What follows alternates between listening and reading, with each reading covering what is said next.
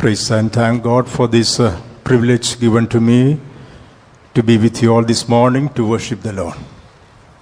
നിങ്ങളോടൊപ്പം കർത്താവിനെ ആരാധിപ്പാനായി ഇങ്ങനെ ഒരു അവസരം ദൈവം എനിക്ക് തന്നതോർത്ത് ഞാൻ ദൈവത്തെ സ്തുതിച്ച് മഹത്വപ്പെടുത്തുന്നു. Praise and thank God for all your prayers for me and for my ministry. എന്നെ ഓർത്തും എൻ്റെ ശുശ്രൂഷയെ ഓർത്തും നിങ്ങൾ പ്രാർത്ഥിക്കുന്നതിനാൽ ഞാൻ നന്ദിയുള്ളവനാണ്. ദൈവത്തിന് മഹത്വം കരയേറ്റുകയും ചെയ്യുന്നു. We will turn our Bibles to the Gospel of St. John, chapter 15. യോഹന്നാന്റെ സുവിശേഷം 15-ാം അധ്യായത്തിലേക്ക് നമ്മുടെ ശ്രദ്ധയെ കൊണ്ടുവരാം. John's Gospel, chapter 15 and verse 16. യോഹന്നാന്റെ സുവിശേഷം 15-ാം അധ്യായത്തിൻ്റെ 16-ാം വാക്യം. Ye have not chosen me, but I have chosen you and ordained you that ye should go and bring forth fruit, that your fruit should remain, that whatsoever ye shall ask of the Father in my name, he may give it to you.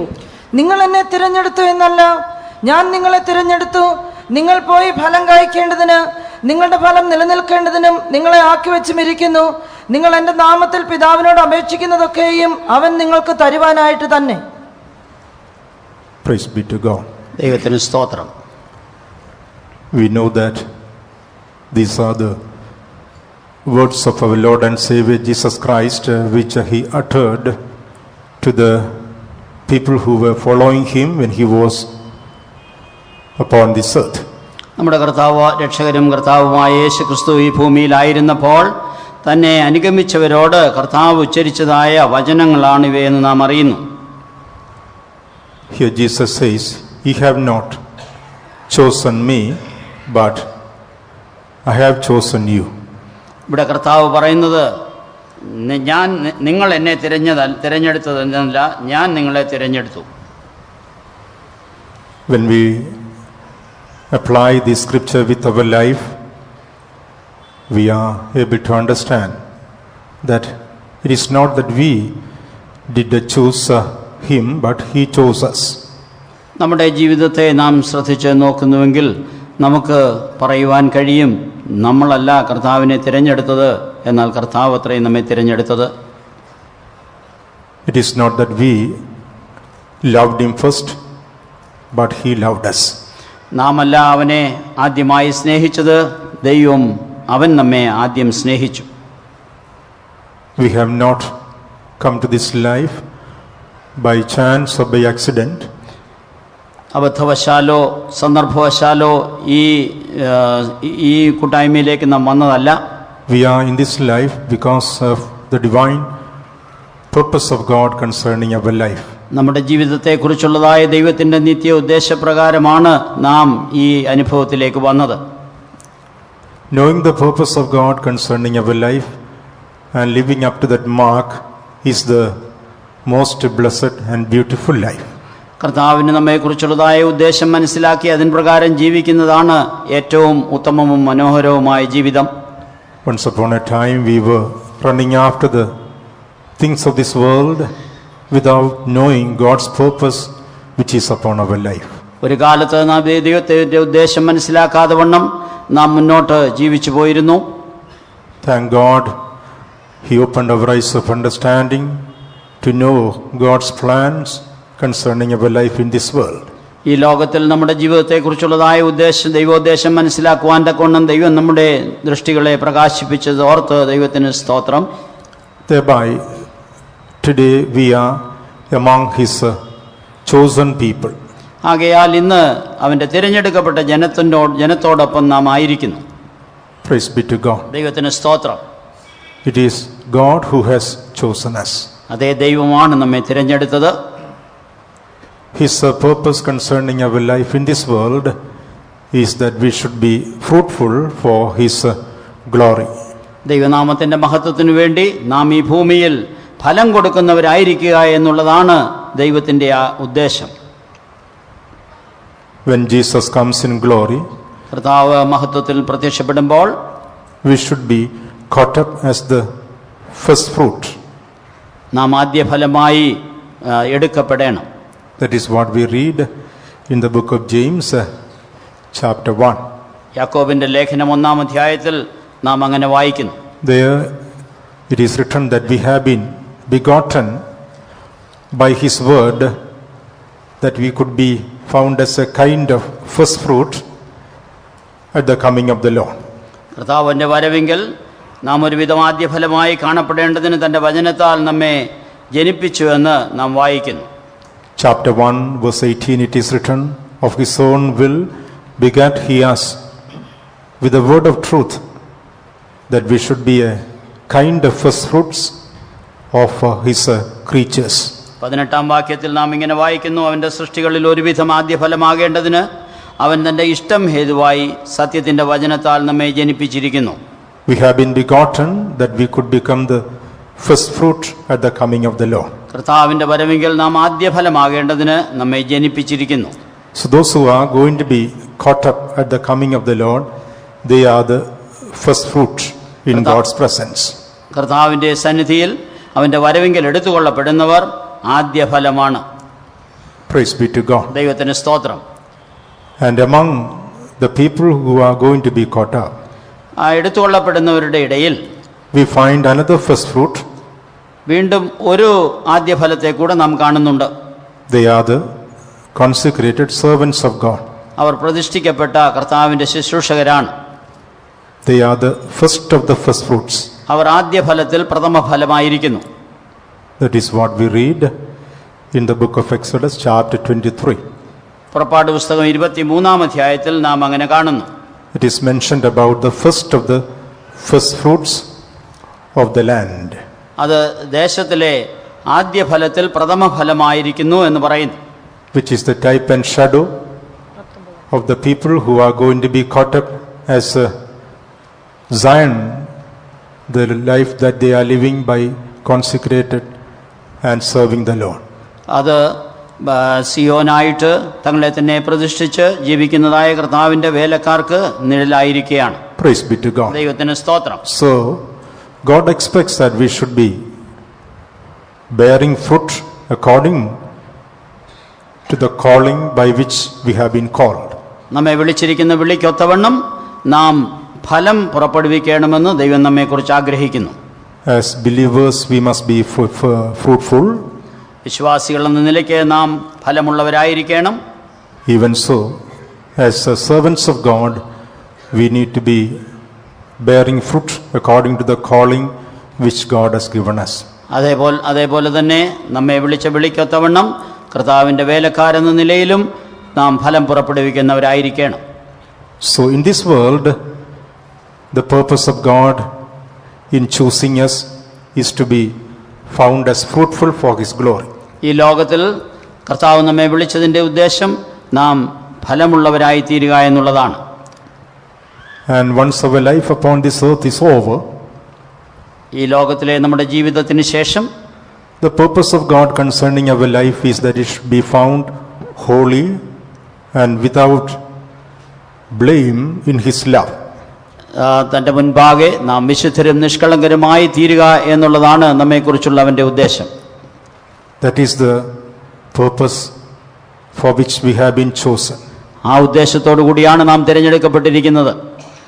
In the book of Ephesians, chapter 1, when we read, എഫേസ്യ ലേഖനം 1-ാം അധ്യായം നാം വായിക്കുമ്പോൾ in verse 4, St. Paul speaks about God's plan concerning our life when our life in this world is over. ഈ ലോകത്തിലെ നമ്മുടെ ജീവിതം തീർന്നു കഴിയുമ്പോൾ നമ്മെക്കുറിച്ചുള്ളതായ ദൈവത്തിൻ്റെ ഉദ്ദേശം എന്തെന്ന് വിശുദ്ധ പൗലോസ് അവിടെ എഴുതിയിരിക്കുന്നു. According as He has chosen us in Him before the foundation of the world, that we should be holy and without blame before Him in love. നാം അവന്റെ സന്നിധിയിൽ വിശുദ്ധരും നിഷ്കളങ്കരുമാകേണ്ടതിന് അവൻ ലോകസ്ഥാപനത്തിന് മുൻപേ നമ്മെ അവനിൽ തിരഞ്ഞെടുക്കുകയും തിരുഹിതത്തിന്റെ പ്രസാദപ്രകാരം യേശുക്രിസ്തു മുഖാന്തരം നമ്മെ ദത്തെടുക്കേണ്ടതിന് അവൻ പ്രിയനായവനിൽ നമുക്ക് സൗജന്യമായി നൽകിയ തന്റെ കൃപാമഹത്വത്തിന്റെ പുകഴ്ചയ്ക്കായി സ്നേഹത്തിൽ നമ്മെ മുൻനിയമിക്കുകയും ചെയ്തുവല്ലോ. Not that we have chosen Him, but He has chosen us. നാമല്ല അവനെ തിരഞ്ഞെടുത്തത്, അവനത്രേ നമ്മെ തിരഞ്ഞെടുത്തത്. He has chosen us that we may be found holy and without blame before Him in love. സ്നേഹത്തിൽ തൻ്റെ മുൻപാകെ വിശുദ്ധരും നിഷ്കളങ്കരുമായി നാം കാണപ്പെടേണ്ടതിനാണ് അവൻ നമ്മെ തിരഞ്ഞെടുത്തത്. So in this world we need to be fruitful for the glory of God. ഈ ലോകത്തിൽ നാം ദൈവത്തിന്റെ നാമമഹത്വത്തിനായി ഫലം പുറപ്പെടുവിക്കുന്നവരായിരിക്കണം. And when Jesus comes in glory, we should be a people without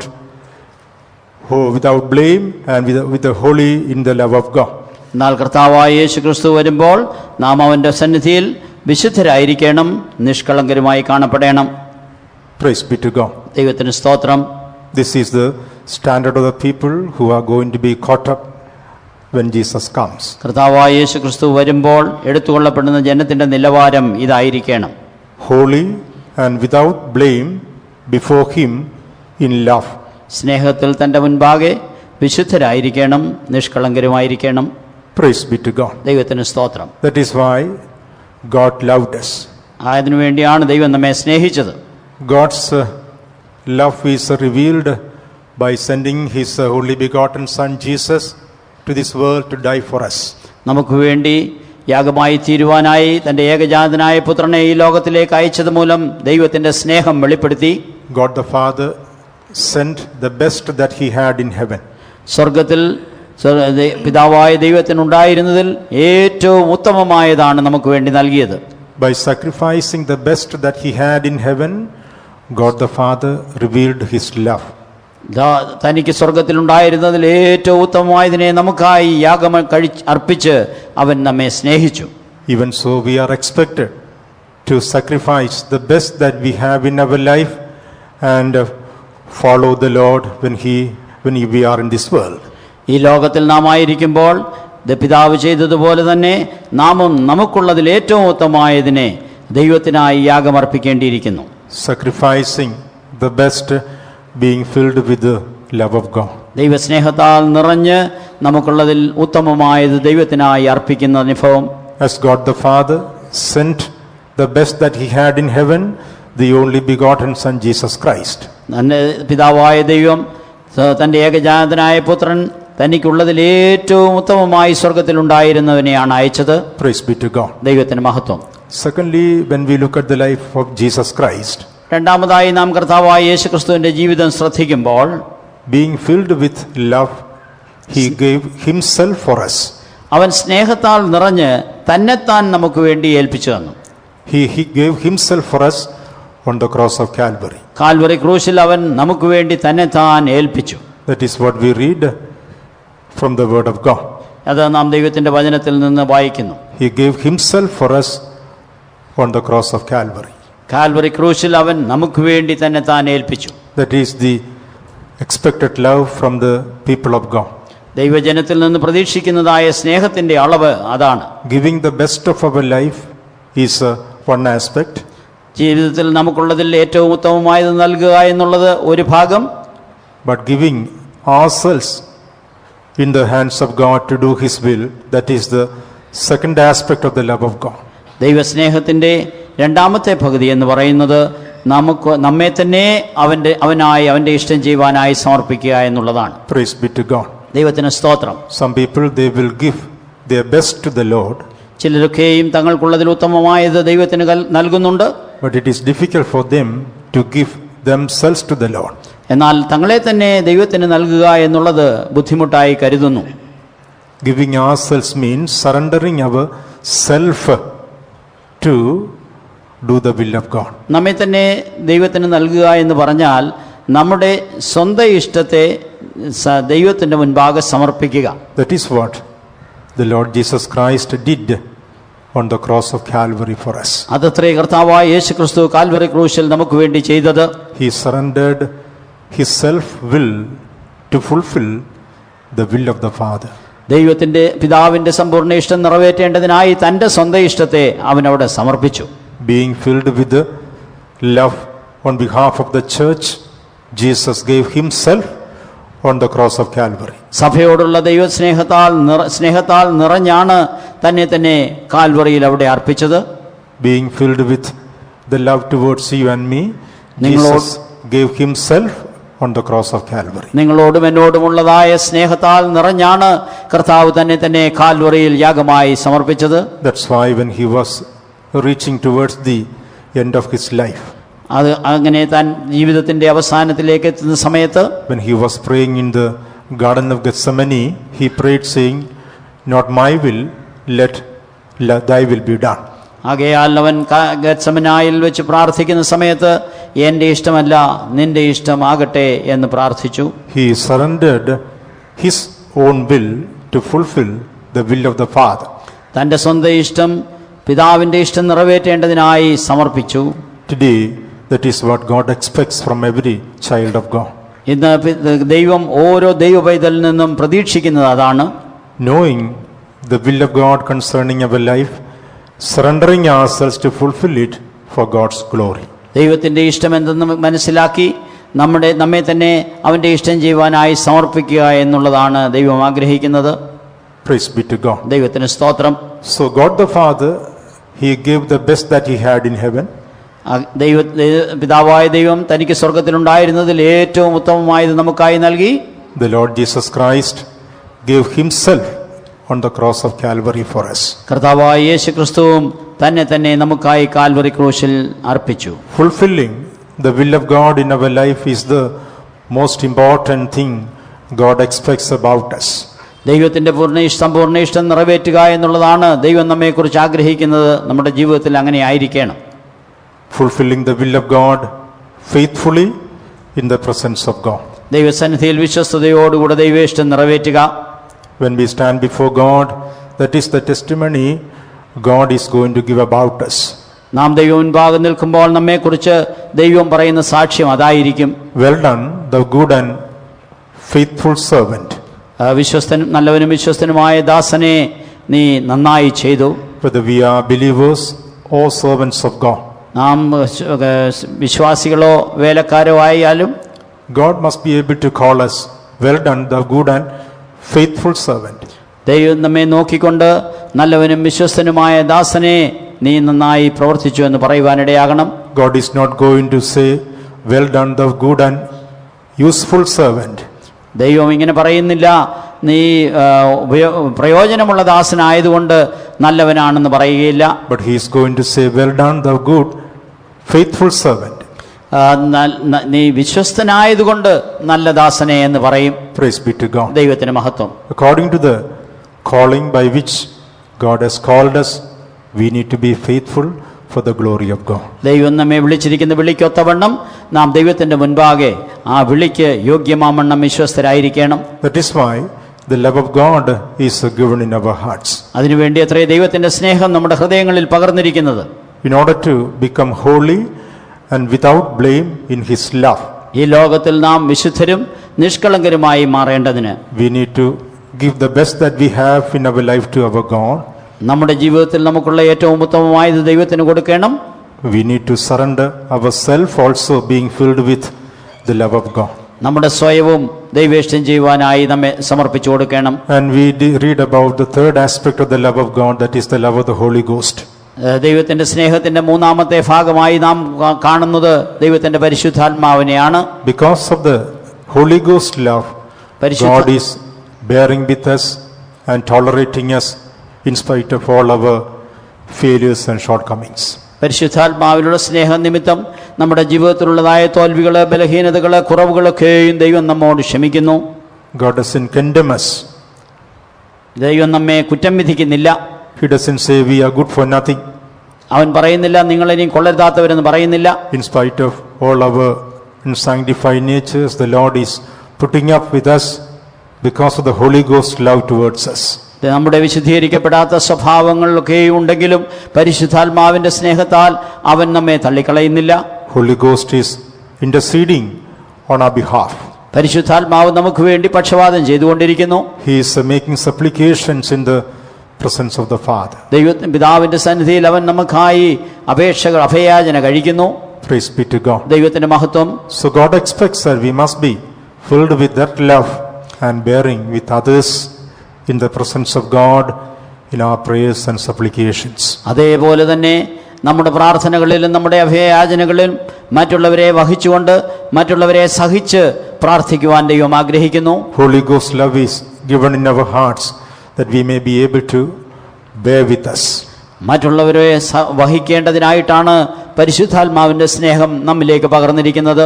not to condemn them, but to uphold them before the throne of His grace in our praise.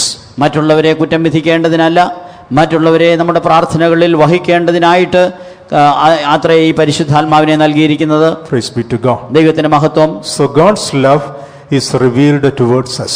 ആകയാൽ ദൈവസ്നേഹം നമുക്ക് വേണ്ടി വെളിപ്പെട്ടിരിക്കുന്നു. And it is the expectancy of God that we should become holy and without blame in His love. അതേ, ദൈവം നമ്മെക്കുറിച്ച് പ്രതീക്ഷിക്കുന്നത് തന്റെ സ്നേഹത്തിൽ നാം വിശുദ്ധരായി തീരണം, നിഷ്കളങ്കരായി തീരണമെന്നാണ്. That is why even before the foundation of the world, God did choose us. അതുകൊണ്ടത്രേ ലോകസ്ഥാപനത്തിന് മുൻപേ ദൈവം നമ്മെ തിരഞ്ഞെടുത്തത്.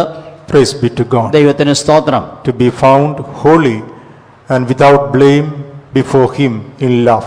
സ്നേഹത്തിൽ അവന്റെ മുൻപാകെ വിശുദ്ധരായി തീരേണ്ടതിന്, നിഷ്കളങ്കരായി കാണപ്പെടേണ്ടതിന്. Praise be to God. ദൈവത്തിന് മഹത്വം. God loved us and brought us to this glorious salvation. ദൈവം നമ്മെ സ്നേഹിച്ച് ദൈവം നമ്മെ ഈ മഹത്വമേറിയ രക്ഷയിലേക്ക് കൊണ്ടുവന്നു. God loved us and opened our eyes of understanding to see this glorious truth from the word of God. ഈ മഹത്വകരമായ സത്യത്തെ ദൈവത്തിന്റെ വചനത്തിൽ നിന്ന് മനസ്സിലാക്കേണ്ടതിനായി ദൈവം നമ്മുടെ ഹൃദയദൃഷ്ടികളെ പ്രകാശിപ്പിച്ചു. Praise be to God. ദൈവത്തിന് സ്തോത്രം. By the grace of God, He brought us thus far in our spiritual journey. നമ്മുടെ ആത്മീയ ജീവിതത്തിൽ ദൈവത്തിന്റെ കൃപയാൽ നമ്മെ ഇത്രത്തോളം വഴി നടത്തി. And it is the purpose of God that we should become holy and without blame in His love before Him when He comes. കർത്താവ് വരുമ്പോഴും അവന്റെ മുൻപാകെ വിശുദ്ധരും നിഷ്കളങ്കരുമായി സ്നേഹത്തിൽ കാണപ്പെടുവാനാണ് ദൈവം നമ്മെക്കുറിച്ച് ആഗ്രഹിക്കുന്നത്. Praise be to God. ദൈവത്തിന് സ്തോത്രം. That is the perfect standard of holiness which is expected from the church of God, which is going to be raptured. കർത്താവിന്റെ വരവിൽ ഉൽപ്രാവണം പ്രാപിക്കുന്നതായ സഭയുടെ നിലവാരം അതേക്കുറിച്ച് ആഗ്രഹിക്കുന്നത് ഈ അളവാകുന്നു. Holy and without blame in His love. അതേ, വിശുദ്ധരായിരിക്കണം, അവന്റെ സ്നേഹത്തിൽ നിഷ്കളങ്കരുമായി കാണപ്പെടണം. In this world we should be found first of all holy in the love of God. ദൈവസ്നേഹത്താൽ നിറഞ്ഞ ഈ ലോകത്തിൽ ഒന്നാമതായി നാം വിശുദ്ധരായി കാണപ്പെടണം. Secondly, we must be found without blame in His love. രണ്ടാമതായി അവന്റെ സ്നേഹത്തിൽ നാം നിഷ്കളങ്കരായി കാണപ്പെടണം. These two aspects have to become perfected in us. ഈ രണ്ട് കാര്യങ്ങളും നമ്മുടെ ജീവിതത്തിൽ പൂർണ്ണപ്പെടണം. Praise be to God. ദൈവത്തിന് സ്തോത്രം. Holy before Him in His love. അവന്റെ സ്നേഹത്തിൽ അവന്റെ മുൻപാകെ വിശുദ്ധർ. This world is full of unholy love. ഈ ലോകം മുഴുവനും അവിശുദ്ധ സ്നേഹത്താൽ നിറഞ്ഞതാണ്. Unholy love. അത് വിശുദ്ധിയില്ലാത്തതായ സ്നേഹം. If we love sin, we cannot become holy in love. നാം പാപത്തെ സ്നേഹിക്കുന്നുവെങ്കിൽ ദൈവസ്നേഹത്തിൽ നമുക്ക് വിശുദ്ധരായി തീരാൻ കഴിയുകയില്ല. If we love unrighteousness, we cannot become holy in love. അനീതിയെ സ്നേഹിക്കുന്നുവെങ്കിൽ സ്നേഹത്തിൽ വിശുദ്ധരാകയില്ല. The Bible says the love of this world is enmity to God. ദൈവത്തിന്റെ വചനം പറയുന്നത് ഈ ലോകത്തിന്റെ സ്നേഹം ദൈവത്തോട് ശത്രുത്വമാകുന്നു. So those who love the world, they cannot become holy in love. ലോകത്തെ സ്നേഹിക്കുന്നവർക്ക് ദൈവസ്നേഹത്തിൽ വിശുദ്ധരാകുവാനും സാധ്യമല്ല.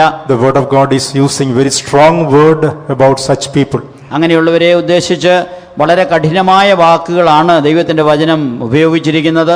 ഈ adulterers and adulteresses, നിങ്ങൾ വ്യഭിചാരികളും വ്യഭിചാരിണികളുമായുള്ളവരെ എന്നാണ് പറയുന്നത്. Book of James chapter 4 when we read, യാക്കോബിന്റെ ലേഖനം 4-ാം അധ്യായം നാം വായിക്കുമ്പോൾ there we find that the love of the world is enmity to God. ലോകത്തിന്റെ സ്നേഹം ദൈവത്തോട് ശത്രുത്വമാകുന്നു എന്ന് നാം അവിടെ കാണുന്നു. Book of James chapter 4 and verse 4. യാക്കോബിന്റെ ലേഖനം 4-ാം അധ്യായത്തിന്റെ 4-ാം വാക്യം വായിക്കാം. വ്യഭിചാരിണികളായുള്ളവരെ, ലോകസ്നേഹം ദൈവത്തോട് ശത്രുത്വമാകുന്നെന്ന് നിങ്ങൾ അറിയുന്നില്ലയോ? ആകയാൽ ലോകത്തിന്റെ സ്നേഹിതനാകുവാൻ ഇച്ഛിക്കുന്നവനെല്ലാം ദൈവത്തിന്റെ ശത്രുവായി തീരുന്നു. Ye adulterers and adulteresses, know ye not that the friendship of the world is enmity with God? Whosoever therefore will be a friend of the world is the enemy of God. The friendship of the world is enmity to God.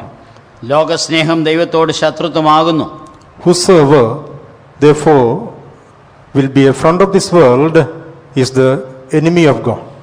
ആകയാൽ ലോകത്തിന്റെ സ്നേഹിതനാകുവാൻ ഇച്ഛിക്കുന്നവനെല്ലാം ദൈവത്തിന്റെ ശത്രുവായിത്തീരുന്നു. This world is heading towards eternal destruction.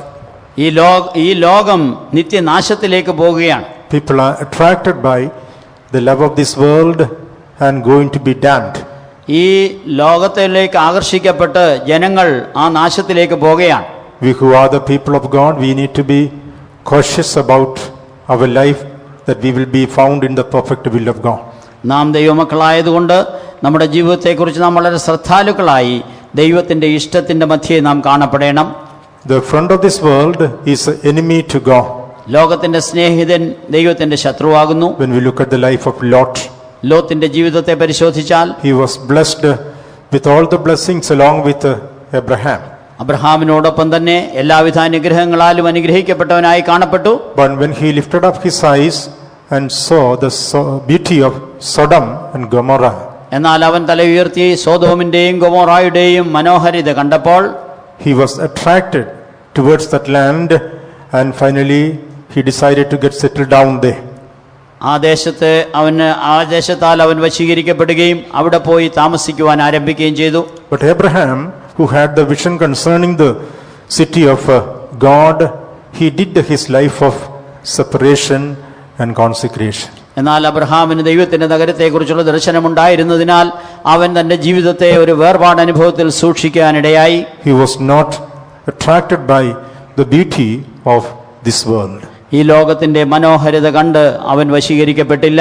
He looked for the city which had foundation, and God himself is the builder and maker.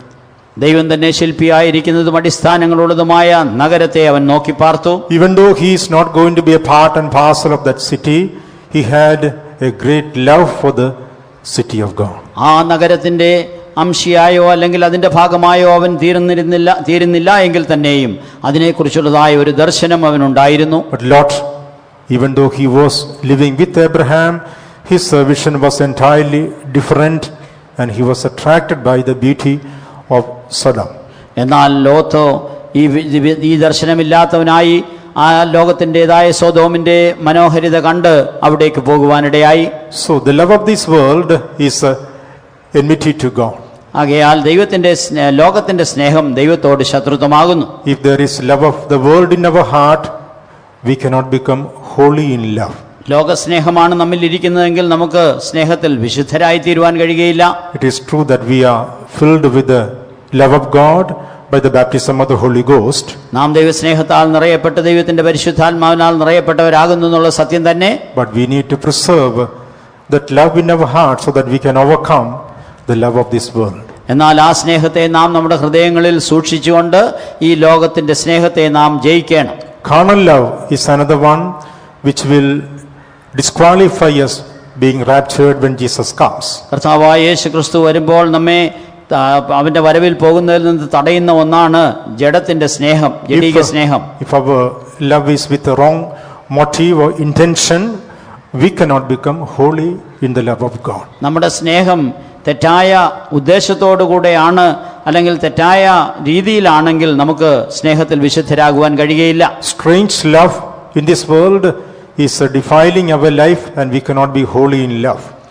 ഈ ലോകത്തിന്റെ സ്നേഹം അല്ലെങ്കിൽ ജഡീക സ്നേഹം നമ്മെ മലിനപ്പെടുത്തുന്നുവെങ്കിൽ നമുക്ക് ലോകത്തിൽ വിശുദ്ധരായി തീരുവാൻ കഴിയുകയില്ല.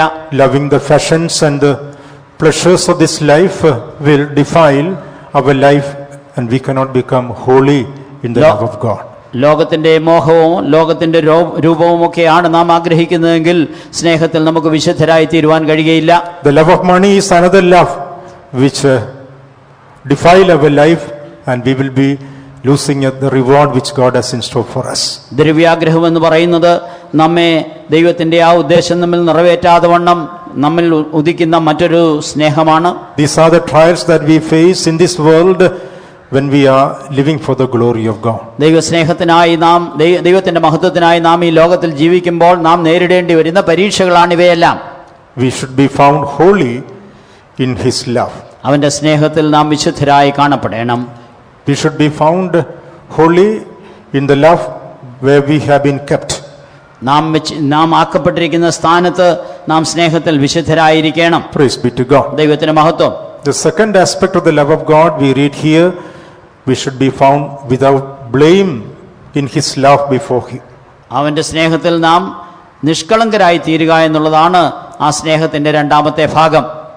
Being found holy in the love of God is one aspect. സ്നേഹത്തിൽ വിശുദ്ധരായി തീരുക എന്നുള്ളതായ ഒന്നാം ഭാഗം.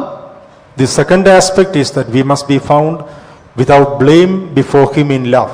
അവൻ്റെ മുൻപാകെ നാം നിഷ്കളങ്കരായി സ്നേഹത്തിൽ കാണപ്പെടുക എന്നുള്ളത് രണ്ടാമത്തെ പകുതി. How can we explain about it? എങ്ങനെ ഇതിനെ നമുക്ക് നിർവചിക്കാം? To be found without blame in his love. അവൻ്റെ മുൻപാകെ നിഷ്കളങ്കരായി കുറ്റമില്ലാത്തവരായി കാണപ്പെടുക. As an example, we are able to see the life of Peter. പത്രോസിന്റെ ജീവിതത്തെ നമുക്കൊരു ഉദാഹരണമായി എടുക്കാം. A conversation is going on between Jesus and Peter. യേശുക്രിസ്തുവും പത്രോസുമായിട്ട് ഒരു സംഭാഷണം നടക്കുന്നതായി കാണുന്നു. In the Gospel of St. John chapter 21, when we read യോഹന്നാന്റെ സുവിശേഷം 21-ാം അധ്യായം, John's Gospel chapter 21 യോഹന്നാന്റെ സുവിശേഷം 21-ാം അധ്യായം and verse 15. 15-ാം വാക്യം. അവർ പ്രാതൽ കഴിച്ച ശേഷം യേശു ശിമോൻ പത്രോസിനോട്, യോഹന്നാന്റെ മകനായ ശിമോനെ, നീ ഇവരിൽ അധികമായി എന്നെ സ്നേഹിക്കുന്നുവോ എന്ന് ചോദിച്ചു. അതിന് അവൻ, ഉവ്വ് കർത്താവേ, എനിക്ക് നിന്നോട് പ്രിയമുണ്ടെന്ന് നീ അറിയുന്നുവല്ലോ എന്ന് പറഞ്ഞു. എന്റെ കുഞ്ഞാടുകളെ മേയ്ക്ക എന്ന് അവൻ അവനോട് പറഞ്ഞു. So when they had dined, Jesus said unto Simon Peter, Simon, son of Jonas, lovest thou me more than these? He saith unto him, Yea, Lord, thou knowest that I love thee. He saith unto him, Feed my sheep, feed my lambs. Praise be to God. ദൈവത്തിന് സ്തോത്രം. Here we find a conversation between Jesus and Peter. ഇവിടെ പത്രോസും കർത്താവായ യേശുക്രിസ്തുവും തമ്മിലുള്ള ഒരു സംഭാഷണം കാണുന്നു. Simon, son of Jonas, lovest thou me more than all these? യോഹന്നാന്റെ മകനായ ശിമോനെ, നീ ഇവരിൽ അധികമായി എന്നെ സ്നേഹിക്കുന്നുവോ? He gave the correct answer. അവൻ അതിന് നല്ലൊരു മറുപടിയാണ് കൊടുത്തത്. Yes, Lord, you know that I love thee. ഉവ്വ് കർത്താവേ, എനിക്ക് നിന്നോട് പ്രിയമുണ്ട്. Praise be to God. ദൈവത്തിന് മഹത്വം. But we find that Jesus was not satisfied with the answer of Peter. എന്നാൽ പത്രോസിന്റെ മറുപടിയിൽ കർത്താവ് തൃപ്തനായില്ല. The same question was asked thrice. വീണ്ടും രണ്ടാം പ്രാവശ്യവും അതേ ചോദ്യം തന്നെ ചോദിക്കുകയാണ്. The same question was asked thrice. 3 പ്രാവശ്യം അതേ ചോദ്യം ചോദിക്കുന്നു. Do you love me? നീ എന്നെ സ്നേഹിക്കുന്നുവോ? Do you love me?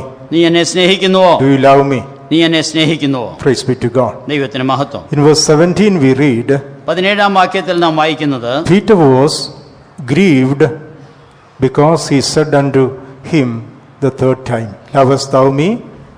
എന്നോട് പ്രിയമുണ്ടോ എന്ന് മൂന്നാമതും ചോദിക്കാൽ പത്രോസ് ദുഃഖിച്ചു. Peter was grieved when the same question was asked thrice. 3 പ്രാവശ്യം ഈ ചോദ്യം പത്രോസിനോട് ചോദിച്ചതുകൊണ്ട് പത്രോസ് ദുഃഖിച്ചു. Jesus was not satisfied with the answer of Peter first time and second time. 1-ാം പ്രാവശ്യവും 2-ാം പ്രാവശ്യവും പത്രോസ് കൊടുത്ത മറുപടിയിൽ യേശു തൃപ്തനായില്ല. Because Peter was not realizing the state of his heart. പത്രോസ് തന്റെ ഹൃദയത്തിന്റെ നിലവാരത്തെ ഉണരാതെയിരുന്നു. Only the third time he was convicted of his mistake and he was grieved. 3-ാം പ്രാവശ്യമാണ് തന്റെ തെറ്റിനെ കുറിച്ച് അവൻ ബോധവാനാകുകയും അവൻ ദുഃഖിതനായി തീരുകയും ചെയ്തത്. Oh, he was not loving the Lord more than all the other things. മറ്റുള്ളവയേക്കാൾ എല്ലാം ഉപരിയായി അവൻ യേശുവിനെ സ്നേഹിച്ചില്ല. When Jesus was asking him, Lovest thou me more than all these? ഇവയിലെല്ലാം അധികമായി നീ എന്നെ സ്നേഹിക്കുന്നുവോ എന്ന് കർത്താവ് ചോദിച്ചപ്പോൾ, we don't know what is the meaning of all these. ഇവയെന്നുള്ളതിന്റെ അർത്ഥം എന്താണ് എന്ന് നാം മനസ്സിലാക്കുന്നില്ല. We don't know whether it was about the boats and the fish and the net or the other fishermen along with them. അവിടെ ഉണ്ടായിരുന്നതായ ആ വള്ളമാണോ വലയാണോ അതോ മറ്റുള്ള കാര്യങ്ങളാണോ അതോ തന്നോട് കൂടെ ഉണ്ടായിരുന്നതായ മറ്റ് മീൻപിടുത്തക്കാരെയാണോ? Do you love me more than all these? ഇവയിൽ എല്ലാറ്റിലും അധികമായി നീ എന്നെ സ്നേഹിക്കുന്നുവോ? But Peter was not loving the Lord more than all the other things. എന്നാൽ മറ്റുള്ളവയിലധികമായി പത്രോസ് യേശുവിനെ സ്നേഹിച്ചില്ല. Only when he was asked the third time he got that conviction. 3-ാം പ്രാവശ്യം അവനോട് ചോദിച്ചപ്പോഴാണ് ആ കുറ്റബോധം അവനുണ്ടായത്. That is what he was grieved in his heart. അതുകൊണ്ടത്രേ അവൻ ഹൃദയത്തിൽ ദുഃഖിതനായി തീർന്നത്. Yes, he was loving the Lord, but there was blemish in his love. അവൻ കർത്താവിനെ സ്നേഹിച്ചു എന്നുള്ളത് സത്യം തന്നെയാണ്. എങ്കിൽ തന്നെയും അവനിൽ ചില ഊനങ്ങൾ ഉണ്ടായിരുന്നു. There was blemish in the love of Peter. പത്രോസിന്റെ ആ സ്നേഹത്തിൽ ചില കളങ്കങ്ങൾ ഉണ്ടായിരുന്നു. He was not unblameable before the Lord in his love. അവന്റെ സ്നേഹത്തിൽ അവൻ കർത്താവിന്റെ മുൻപാകെ നിഷ്കളങ്കനായിരുന്നില്ല. Third time only he was convicted that there was blemish in his love. മൂന്നാം പ്രാവശ്യം അവനോട് ചോദിക്കുമ്പോഴാണ് തന്റെ ജീവിതത്തിലുള്ളതായ ആ കളങ്കത്തെക്കുറിച്ച് അവന് കുറ്റബോധമുണ്ടായത്. We must be holy and without blame before him in love. നാം കുറ്റമില്ലാത്തവരും അവന്റെ മുൻപാകെ നിഷ്കളങ്കരുമായി സ്നേഹത്തിൽ കാണപ്പെടണം.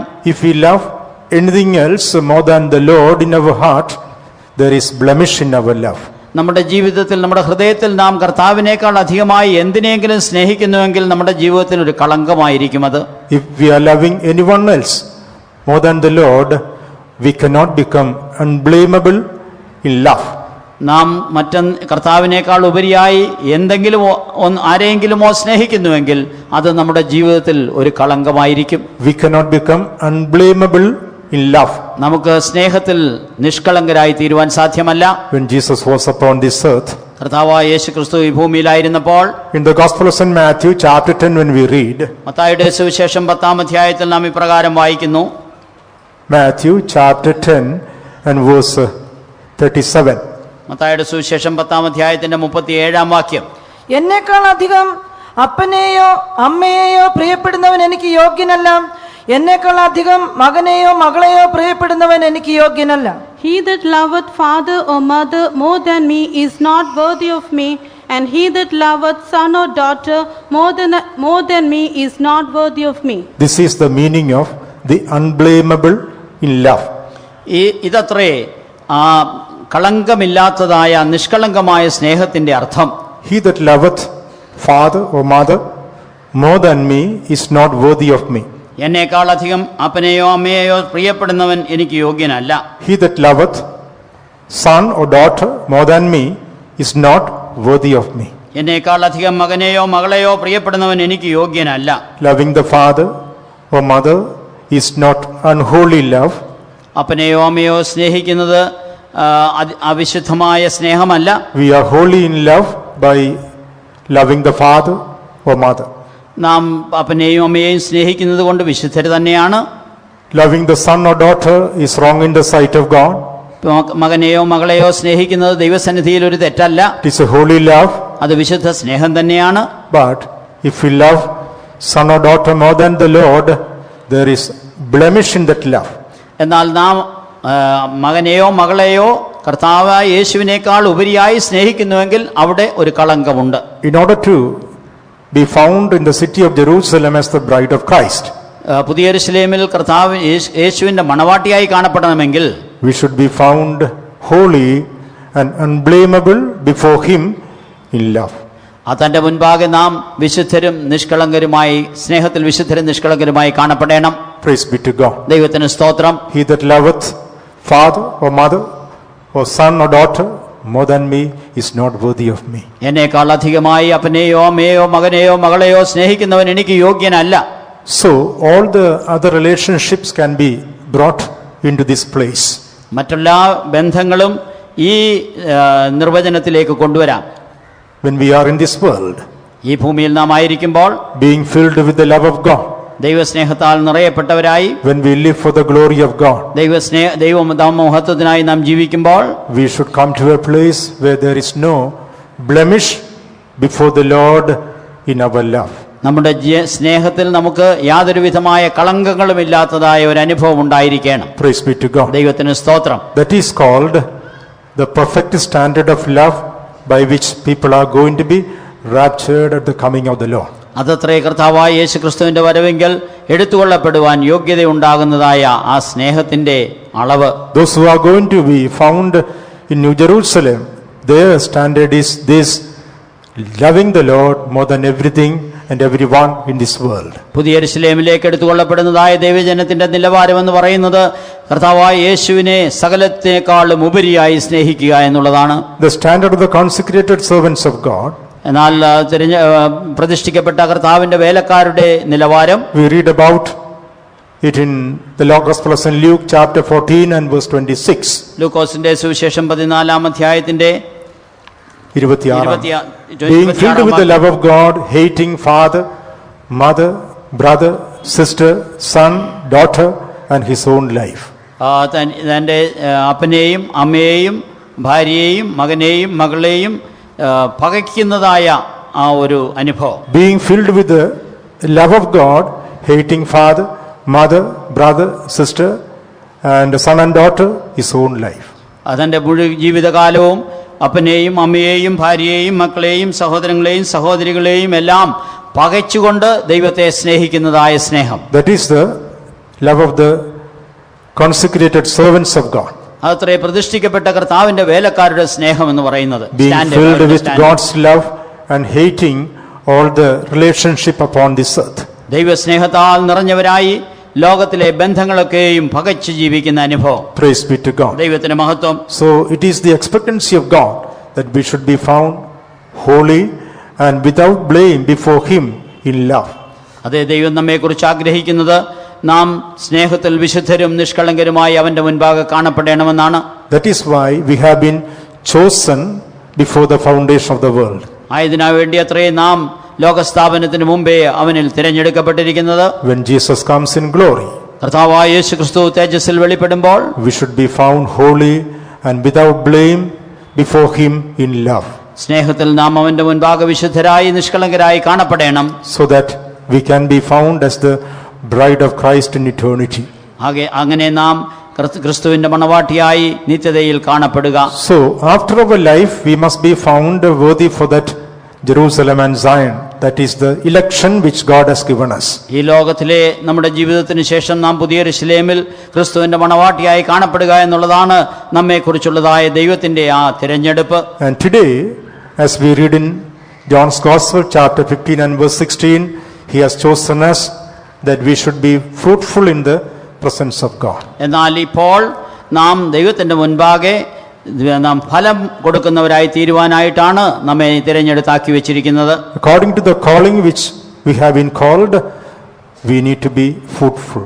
നമ്മെ വിളിച്ചിരിക്കുന്ന വിളിക്കൊത്തവണ്ണം നാം ഫലം കൊടുക്കുന്നവരായിരിക്കണം. When Jesus was upon this earth, കർത്താവായ യേശുക്രിസ്തു ഈ ഭൂമിയിലായിരുന്നപ്പോൾ once he approached a fig tree expecting fruit on it.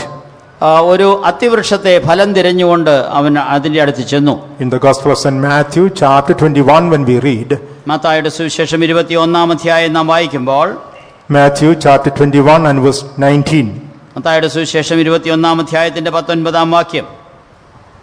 രാവിലെ അവൻ നഗരത്തിലേക്ക് മടങ്ങിപ്പോകുന്ന സമയം വിശന്നിട്ട് വഴിയരികെ ഒരു അത്തിവൃക്ഷം കണ്ടു. അടുക്കെ ചെന്നു അതിൽ ഇലയല്ലാതെ ഒന്നും കാണായികയാൽ ഇനി നിന്നിൽ ഒരു നാളും ഫലമുണ്ടാകാതെ പോകട്ടെ എന്ന് അതിനോട് പറഞ്ഞു. ക്ഷണത്തിൽ അത്തി ഉണങ്ങിപ്പോയി. And when he saw a fig tree in the way, he came to it and found nothing thereon but leaves only, and said unto it, Let no fruit grow on thee henceforth forever. And presently the fig tree withered away. praise be to God. ദൈവത്തിന് സ്തോത്രം. Here we find that Jesus was coming towards this fig tree expecting fruit on it. ഇവിടെ നാം കാണുന്നത് ഫലം തിരഞ്ഞുകൊണ്ട് കർത്താവ് ഒരു അത്തിവൃക്ഷത്തെ സമീപിക്കുന്നു. But he found nothing but leaves only. അവൻ അവിടെ ഇലയല്ലാതെ ഫലമൊന്നും കണ്ടില്ല. Straight away he said, Let no fruit grow on thee henceforth here forever. ഇനി നിന്നിൽ ഒരു നാളും ഫലം ഉണ്ടാകാതെ പോകട്ടെ എന്ന് ഉടൻ തന്നെ താൻ അതിനോട് പറഞ്ഞു. Straight away that fig tree withered away. ക്ഷണത്തിൽ അത്തി ഉണങ്ങിപ്പോയി. God expects that we should be bearing fruit according to the calling which God has given us. ദൈവം നമ്മെ വിളിച്ചിരിക്കുന്ന വിളിക്കൊത്തവണ്ണം ഫലം പുറപ്പെടുവിക്കണമെന്നാണ് ദൈവം നമ്മെക്കുറിച്ച് ആഗ്രഹിക്കുന്നത്. Fruit of repentance, മനസ്സാന്തരത്തിന് തക്ക ഫലം, fruit of holiness, വിശുദ്ധിക്കേറ്റ ഫലം, fruit of the Spirit. ആത്മാവിന്റെ ഫലം. We read about various spiritual fruits in the Holy Bible. വിശുദ്ധ വേദപുസ്തകത്തിൽ പല ആത്മീക ഫലങ്ങളെക്കുറിച്ച് നാം വായിക്കുന്നുണ്ട്. We have been blessed with very many blessings in this life in order to bring forth fruit for the glory of God. ഈ ലോകത്തിൽ നമുക്ക് ധാരാളമായ അനുഗ്രഹങ്ങൾ ദൈവം നൽകിയിരിക്കുന്നത് ദൈവത്തിന്റെ ഇഷ്ടപ്രകാരം നാം ഈ ഭൂമിയിൽ ഫലം കൊടുക്കേണ്ടതിനു വേണ്ടിയാണ്. When we are bearing fruit, we are satisfying the hunger of God. നാം ഫലം പുറപ്പെടുവിക്കുമ്പോൾ ദൈവത്തിൻ്റെ വിശപ്പ് നാം അകറ്റുകയാണ്. We are able to see this truth here in the 18th verse of Matthew chapter 21. 21-ാം അധ്യായം മത്തായിയുടെ സുവിശേഷത്തിൽ 18-ാം വാക്യത്തിൽ ആ ഭാഗം അത് നമുക്ക് കാണാം. Now in the morning was he returned into the city, he hungered. രാവിലെ അവൻ നഗരത്തിലേക്ക് മടങ്ങി പോകുന്ന സമയം വിശന്നു. Praise be to God. ദൈവത്തിന് മഹത്വം. Jesus was returning the city and he hungered.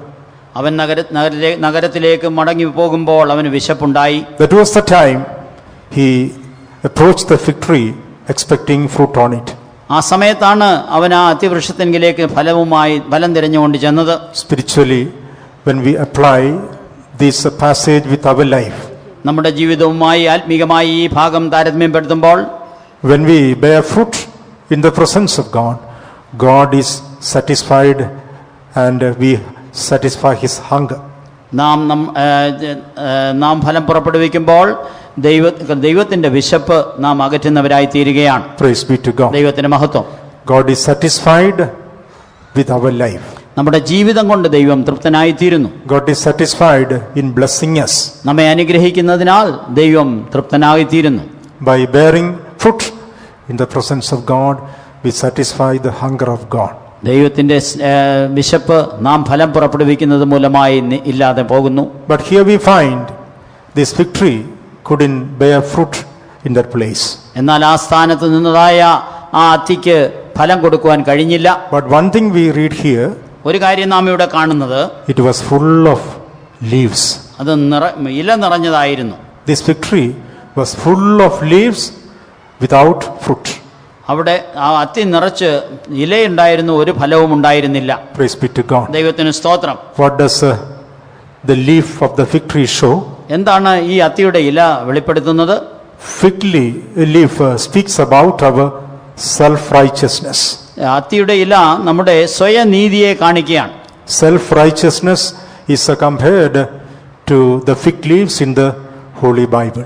വിശുദ്ധ വേദപുസ്തകത്തിൽ അത്തിയിലയെ സ്വയനീതിയോട് താരതമ്യപ്പെടുത്തിയിരിക്കുകയാണ്. When the first man lost the garment of glory that was given by God, ഒന്നാം മനുഷ്യന് ദൈവം നൽകിയതായ തേജസ്സിന്റെ വസ്ത്രം അവന് നഷ്ടപ്പെട്ടപ്പോൾ, he tried to stand before him with a garment that was made of fig leaves. അത്തിയില കൊണ്ടുണ്ടാക്കിയതായ ഒരു അരയാട് ചുറ്റിക്കൊണ്ട് ആ ദൈവത്തിന്റെ മുൻപാകെ നിൽക്കുവാൻ ശ്രമിച്ചു. He thought of standing before God with a garment that was made of the fig leaves in the Garden of Eden. അത്തിയില കൊണ്ടുണ്ടാക്കിയതായ ഉടുപ്പ് ധരിച്ചുകൊണ്ട് ദൈവത്തിന്റെ മുൻപാകെ ആ ഏദൻ തോട്ടത്തിൽ അവൻ നിൽക്കുവാൻ ശ്രമിച്ചു. But when the awesome presence of God came down, he couldn't stand anywhere there. എന്നാൽ ദൈവത്തിന്റെ ആ അതിമഹത്തായ പ്രഭാവത്തോടു കൂടിയ സാന്നിധ്യം വന്നപ്പോൾ അവൻ അവിടെ നിൽപ്പാൻ കഴിഞ്ഞില്ല. The Bible says he hid himself, or Adam and Eve hid themselves from the presence of the Lord. എന്നാൽ അവിടെ ദൈവത്തിന്റെ വചനത്തിൽ നാം വായിക്കുന്നത് അവൻ ദൈവസന്നിധിയിൽ നിന്ന് ഒളിച്ച് പോയി മറഞ്ഞിരുന്നു എന്നാണ്. God has blessed us in so many ways. ദൈവം നമ്മെ പല വിധത്തിൽ അനുഗ്രഹിച്ചിട്ടുണ്ട്. Spiritually, he blessed us with all the heavenly places in this life. സ്വർഗീയമായ സകല അനുഗ്രഹങ്ങളോടും കൂടെ ദൈവം നമ്മെ ഈ ജീവിതത്തിൽ അനുഗ്രഹിച്ചിരിക്കുന്നു. Materially, God blessed us much more than we could ask or think. നാം ചിന്തിക്കുന്നതിലും നനയ്ക്കുന്നതിലും അധികം പരമായി തന്നെ ദൈവം നമ്മെ അനുഗ്രഹിച്ചിരിക്കുകയാണ്. With all our blessings, we shouldn't build up our self-righteousness. എന്നാൽ നമുക്ക് ലഭിച്ചിരിക്കുന്ന അനുഗ്രഹങ്ങൾ നിമിത്തമായി നാം നമ്മെ തന്നെ സ്വയനീതിയിൽ ആശ്രയിക്കുന്നവരായിരിക്കരുത്. If we are building up our self-righteousness in our life, we will be like the fig tree full of leaves with no fruit at all. നമ്മുടെ സ്വയനീതിയാണ് നാം വെളിപ്പെടുത്തുന്നത്, അതിലാണ് നാം വളരുന്നതെങ്കിൽ ഈ ഫലമില്ലാതെ ഇല മാത്രം ഉണ്ടായിരുന്നതായ അതിവൃക്ഷത്തെ പോലെയാണ്. In the Gospel of St. Luke chapter 18, when we read, ലൂക്കോസിന്റെ സുവിശേഷം 18-ാം അധ്യായം നാം വായിക്കുമ്പോൾ, Luke chapter 18 and verse 9, ലൂക്കോസിന്റെ സുവിശേഷം 18-ാം അധ്യായത്തിന്റെ 9-ാം വാക്യം, തങ്ങൾ നീതിമാന്മാർ എന്ന് ഉറച്ച് മറ്റുള്ളവരെ ധിക്കരിക്കുന്ന ചിലരെ കുറിച്ച് അവനൊരു ഉപമ പറഞ്ഞത് എന്തെന്നാൽ, parable unto certain which trusted in themselves that they were righteous and despised others. they trusted in themselves that they are righteous and despised others. അവർ തങ്ങൾ തന്നെ നീതിമാന്മാരാണെന്ന് അവർ ധരിക്കുകയും മറ്റുള്ളവരെ ധിക്കരിക്കുകയും ചെയ്തു. With all the blessings that we have been given, we shouldn't build up our self-righteousness. നമുക്ക് ലഭിച്ചിരിക്കുന്നതായ സകല അനുഗ്രഹങ്ങൾ നിമിത്തം നാം ഒരിക്കലും സ്വയം നീതി ഉയർത്തി കാണിക്കുന്നവരാകരുത്. If അങ്ങനെ we become ആകരുത്. self-righteous people, God will not be able to justify us. നാം സ്വയം നീതിയുള്ളവരാണെങ്കിൽ ദൈവം നമ്മെക്കുറിച്ച് സാക്ഷ്യം പറയുകയില്ല. It is mentioned about 2 people went to the temple of God to pray in the following passage. ആ തുടർന്നുള്ള വാക്യങ്ങളിൽ 2 പേർ ദൈവാലയത്തിൽ പ്രാർത്ഥിപ്പാൻ പോയതായി കാണുന്നു. One was a Pharisee and the other was a publican. ഒരുത്തൻ പരീശൻ, മറ്റവൻ ചുങ്കക്കാരൻ. Pharisee had so many things to glory and Pharisee- boast about that he was doing in the presence of God. പരീശന് ദൈവത്തിന്റെ മുൻപാകെ നിന്നുകൊണ്ട് പലതും പുകഴ്ചയായി പറയുവാനും തന്നെ ഉയർത്തുവാനുമുള്ള കാര്യങ്ങൾ പറഞ്ഞു. He had all the blessings of God from where he was paying all the tithes and offering. അവന് ധാരാളം അനുഗ്രഹങ്ങൾ ദൈവത്തിൽ നിന്ന് ലഭിച്ചിരുന്നു. അതിൽ നിന്നൊക്കെയും അവൻ പതാരം കൊടുത്തു പോന്നു. Twice a week he was fasting in the presence of God. ദൈവത്തിന്റെ സന്നിധിയിൽ അവൻ 2 പ്രാവശ്യം ആഴ്ചയിൽ 2 വട്ടം ഉപവസിച്ചു. And he was comparing himself with others also. മറ്റുള്ളവരുമായിട്ട് തന്നെ താരതമ്യം ചെയ്യുന്ന അനുഭവമായിരുന്നു. And he saw himself better than everyone. മറ്റുള്ളവരെക്കാളൊക്കെയും താൻ നല്ലവനാണ് എന്ന് തനിക്ക് തന്നെ തോന്നി. Praise be to God. ദൈവത്തിന് സ്തോത്രം. Sometimes we also come to such a standard. ചിലപ്പോൾ നാം ഇങ്ങനെയുള്ളതായ അനുഭവത്തിൽ കാണപ്പെടുന്നു. All of the blessings which God has given us shouldn't make us self-righteous people. നമുക്ക് ദൈവം നൽകിയിരിക്കുന്ന അനുഗ്രഹങ്ങൾ ഒരു കാലത്തും നമ്മെ സ്വയം നീതിമാന്മാരാക്കി മാറ്റരുത്. The truths and the revelations which God has given us in our spiritual life, നമ്മുടെ ജീവിതത്തിൽ ദൈവം നൽകിയിരിക്കുന്നതായ സത്യങ്ങളും വെളിപ്പാടുകളും the doctrines and the teachings that are revealed unto us, നമുക്ക് ലഭിച്ചിരിക്കുന്ന ഉപദേശങ്ങളും നമുക്ക് ലഭിച്ചിരിക്കുന്നതായ ഉപദേശ രൂപവും, the life of separation and consecration, നമുക്ക് നമ്മുടെ വേർപാട് ജീവിതം, നമ്മുടെ പ്രതിഷ്ഠാ ജീവിതം, the wonderful visions and revelations concerning eternity, നമുക്ക് ലഭിച്ചിരിക്കുന്ന നിത്യതയെക്കുറിച്ചുള്ളതായ ആഴമേറിയ വെളിപ്പാടുകൾ, ആഴമേറിയതായ അനുഭവങ്ങൾ, the truth of victorious life. ജയകരമായ ജീവിതം. So many things are there for us to think about and make us to understand that we are better off. ഇങ്ങനെയുള്ള അനേക കാര്യങ്ങൾ നമുക്ക് ചിന്തിച്ച് നാം മറ്റുള്ളവരെക്കാൾ മെച്ചമാണെന്ന് ചിന്തിപ്പാൻ കഴിയും. We should never come to a place where this Pharisee was found. ഈ പരീശനായിരുന്നതായ സ്ഥാനത്ത് ഒരു കാലത്തും നാം ആകരുത്. He was building up his self-righteousness with all the blessings that he had. ദൈവം അവന് നൽകിയ എല്ലാ അനുഗ്രഹങ്ങളും ഉണ്ടായത് അവൻ തന്നെ സ്വയം നീതിമാനാക്കുവാനായിട്ടാണ് ഉപയോഗിച്ചത്. God couldn't justify him. അങ്ങനെയുള്ളവരെ ദൈവത്തിന് നീതീകരിപ്പാൻ കഴിഞ്ഞില്ല. We find that the Pharisee was not justified by God. ഇവിടെ നാം കാണുന്നത് ആ പരീശൻ ദൈവത്തിൽ നിന്ന് നീതീകരണം പ്രാപിച്ചില്ല എന്നാണ്. But the publican, who was not even lifting up the heads toward heaven, he was pleading only for the mercies of God. എന്നാലോ ഈ ചുങ്കക്കാരൻ സ്വർഗത്തേക്ക് കണ്ണുകൾ ഉയർത്തുവാൻ പോലും തുനിയാതെ ദൈവത്തിന്റെ കരുണയ്ക്കായി യാചിക്കുകയാണ്. He was smiting his breast and pleading for the mercy of God. അവൻ മാറത്തടിച്ചുകൊണ്ട് ദൈവത്തിന്റെ ദയയ്ക്കായി കരുണയ്ക്കായി അപേക്ഷിക്കുന്നു. Smiting the breast speak about maintaining our broken heart and contrite spirit. ആ മാറത്തടിച്ചു എന്നുള്ളത് ആ തകർന്നും നുറുങ്ങിയുമുള്ളതായ ഒരു ഹൃദയത്തെ കാണിക്കുകയാണ്. All through our life we need to preserve our broken heart and contrite spirit. നമ്മുടെ ജീവിതകാലം മുഴുവനും നാം ആ തകർന്നും നുറുങ്ങിയുമുള്ള ഹൃദയം സൂക്ഷിക്കുന്നവരായിരിക്കണം. That is the first experience which the Lord gave us when we came to the foot of the cross of Calvary. Calvary ക്രൂശിന്റെ ചുവട്ടിലേക്ക് വന്നപ്പോൾ ഒന്നാമതായി നമുക്ക് ദൈവം നൽകിയ അനുഭവം അതായിരുന്നു. Broken heart and contrite spirit. ഒരു തകർന്ന ഹൃദയം, നുറുങ്ങിയ മനസ്സ്. Our heart which was hardened in sin was broken into pieces. പാപത്താൽ കഠിനപ്പെട്ടിരുന്നതായ നമ്മുടെ ഹൃദയം അത് അവിടെ തകർക്കപ്പെട്ടു. A contrite spirit was given to us.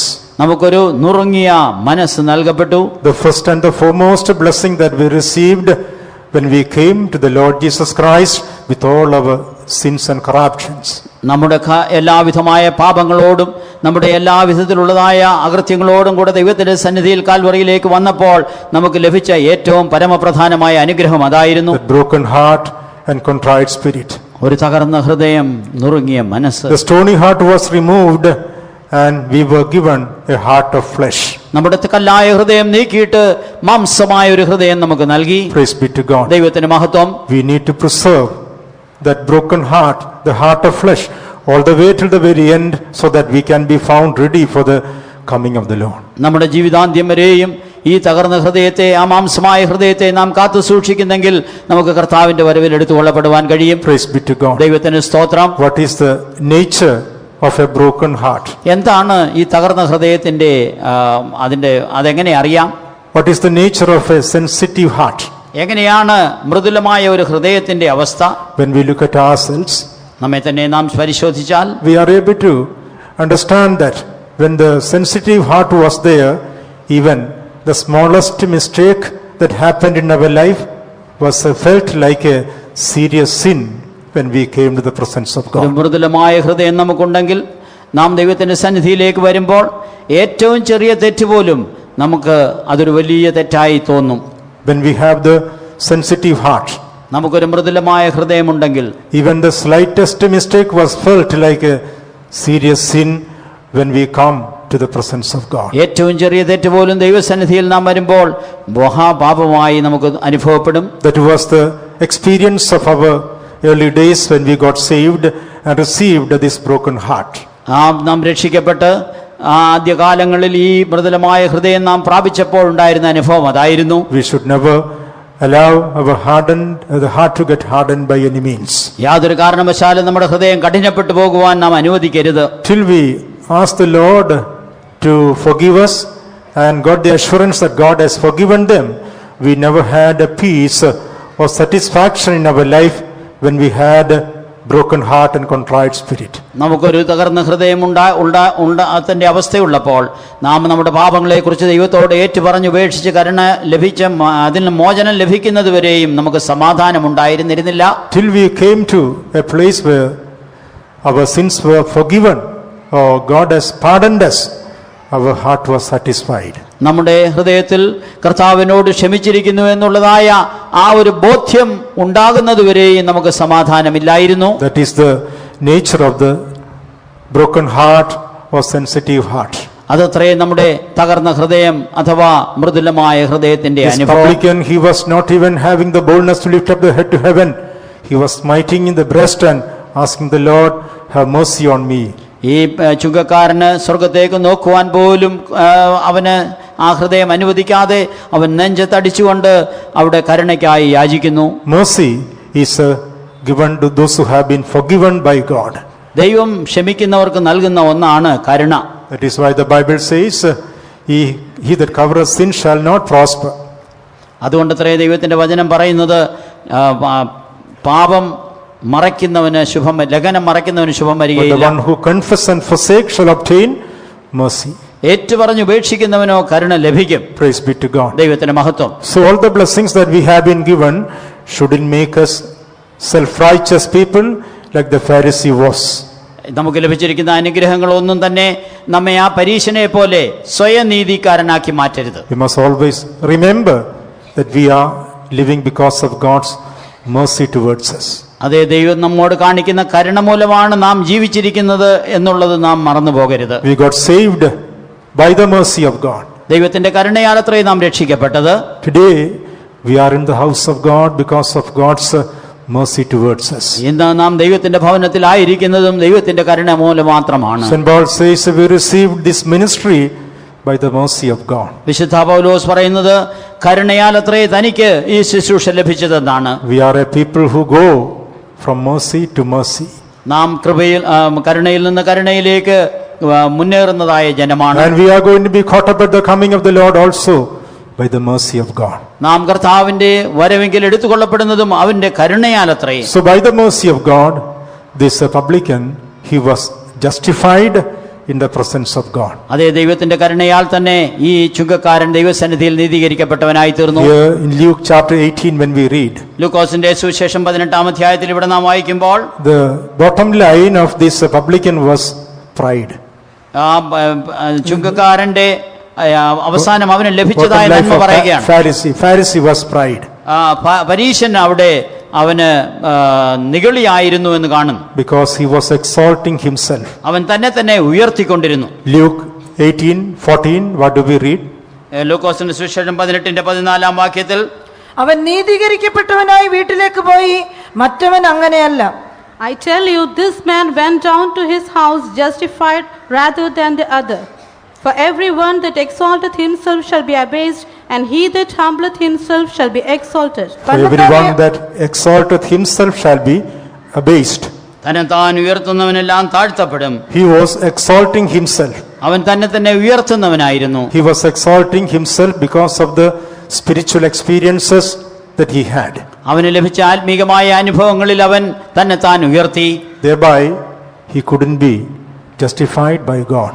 എന്നാൽ അതുമൂലമായി അവന് ദൈവത്താൽ നീതീകരിക്കപ്പെടുവാൻ കഴിഞ്ഞില്ല. He that humbleth him shall be exalted. താൻ താഴ്ത്തുന്നവനെല്ലാം ഉയർത്തപ്പെടും. Publican, he was humbling himself.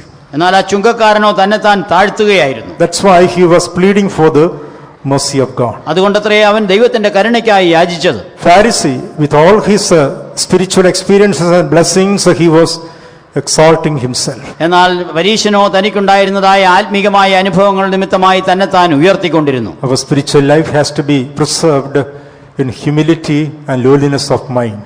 നമ്മുടെ ആത്മീക ജീവിതത്തെ നാം താഴ്മയിലും മനത്താഴ്മയിലും സൂക്ഷിക്കുന്നവരായിരിക്കണം. So that we will not become self-righteous people like the Pharisee was. പരീശനെ പോലെ നാം സ്വയനീതിയുള്ളവരായി മാറാതിരിക്കുവാൻ സാധിക്കും. The fig tree was full of leaves, but no fruit at all. ആ അത്തിവൃക്ഷത്തിൽ ധാരാളം ഇലകളുണ്ടായിരുന്നു, ഒരു ഫലവും ഉണ്ടായിരുന്നില്ല. God blessed us in very many ways. ദൈവം നമ്മെ പല വിധത്തിൽ അനുഗ്രഹിച്ചിരിക്കുകയാണ്. Not that you have chosen me, but I have chosen you and ordained you that you should go and bring forth fruit. നിങ്ങൾ എന്നെ തിരഞ്ഞെടുത്തു എന്നല്ല, ഞാൻ അത്രേ നിങ്ങളെ തിരഞ്ഞെടുത്തത് നിങ്ങൾ പോയി ഫലം കായ്ക്കേണ്ടതിന് വേണ്ടിയാണ്. When we bear fruit, we are satisfying the hunger of God. നാം ഫലം കായ്ക്കുമ്പോൾ ദൈവത്തിന്റെ ആ വിശപ്പ് നാം ശമിപ്പിക്കുന്നു. Praise be to God. ദൈവത്തിന്റെ മഹത്വം. So we need to preserve our humble life so that we will be justified in the presence of God by His mercies. നമ്മുടെ ആ താഴ്മയുള്ള ജീവിതം, മനോവിനയമുള്ളതായ ജീവിതം നാം കാത്തു സൂക്ഷിക്കുന്നുവെങ്കിൽ ദൈവത്തിന്റെ മുൻപാകെ നാം നീതീകരിക്കപ്പെട്ടവരായി തീരും. Praise be to God. ദൈവത്തിന് മഹത്വം ഉണ്ടാകട്ടെ. When we read in 2 Kings chapter 19, രണ്ട് രാജാക്കന്മാരുടെ പുസ്തകം 19-ാം അധ്യായം നാം വായിക്കുമ്പോൾ, 2 Kings chapter 19 and verse 30. രാജാക്കന്മാരുടെ രണ്ടാം പുസ്തകം 19-ാം അധ്യായത്തിന്റെ 30-ാം വാക്യം.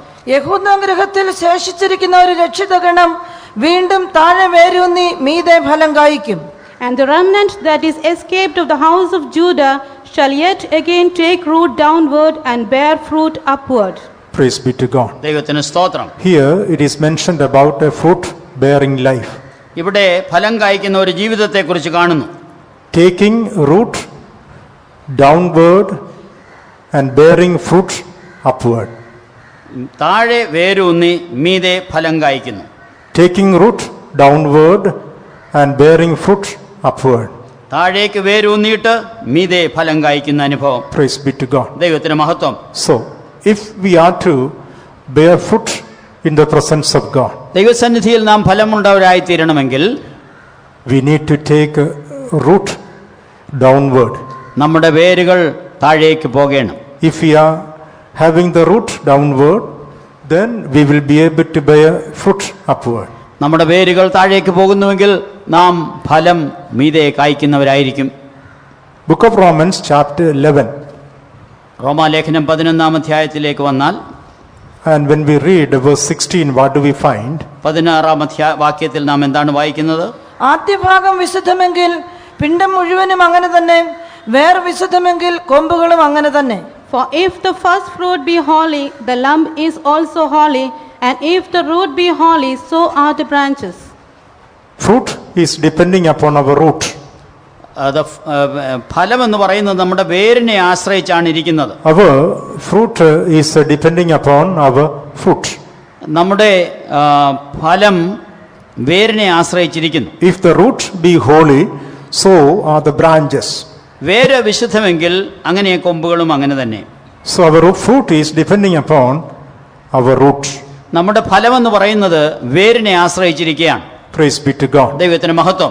If we are to be fruitful for the glory of God, ദൈവനാമ മഹത്വത്തിനായി നാം ഫലം പുറപ്പെടുവിക്കുന്നവരാകണമെങ്കിൽ we should have the right root in our spiritual life. നമ്മുടെ ആത്മീക ജീവിതത്തിൽ നമുക്ക് ശരിയായ വേരുണ്ടായിരിക്കണം. If our root is wrong, then our fruit also will be corrupt. നമുക്ക് നമ്മുടെ വേരുകൾ അശുദ്ധമാണെങ്കിൽ, തെറ്റാണെങ്കിൽ നമ്മുടെ ഫലവും അശുദ്ധമായിരിക്കും. So our fruit is depending upon the root that we have.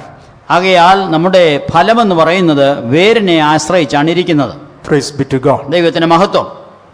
Book of Job, chapter 5 ഇയ്യോബിന്റെ പുസ്തകം 5-ാം അധ്യായം and verse 3. 3-ാം വാക്യം.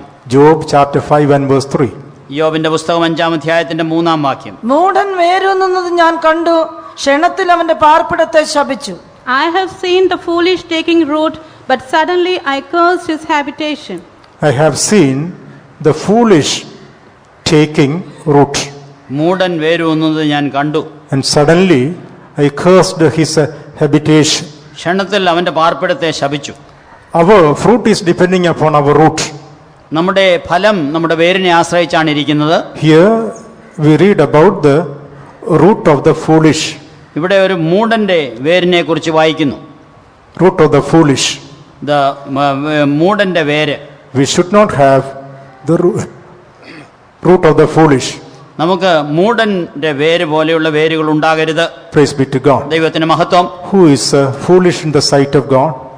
ആരാണ് ദൈവസന്നിധിയിൽ മൂഢനായിരിക്കുന്നത്? When we read the Gospel of St. Matthew chapter 7 മത്തായിയുടെ സുവിശേഷം 7-ാം അധ്യായം and verse 26, when we read, 26-ാം വാക്യം നാം വായിക്കുമ്പോൾ it is mentioned about the foolish man. അവിടെ ഒരു മൂഢനായ മനുഷ്യനെ കുറിച്ച് കാണുകയാണ്. Matthew 7:26. 26-ഉം 27-ഉം വാക്യങ്ങൾ Matthew വായിക്കും. 7:26. മത്തായിയുടെ സുവിശേഷം 7-ാം അധ്യായം 26-ാം വാക്യം. എന്റെ ഈ വചനങ്ങളെ കേട്ട് ചെയ്യാത്തവനൊക്കെയും മണലിന്മേൽ വീട് പണിത മനുഷ്യനോട് തുല്യനാകുന്നു. And everyone that heareth these sayings of mine and doeth them not shall be likened unto a foolish man which built his house upon the sand. I saw foolish taking root. ഞാൻ മൂഢൻ വേരൂന്നുന്നത് കണ്ടു.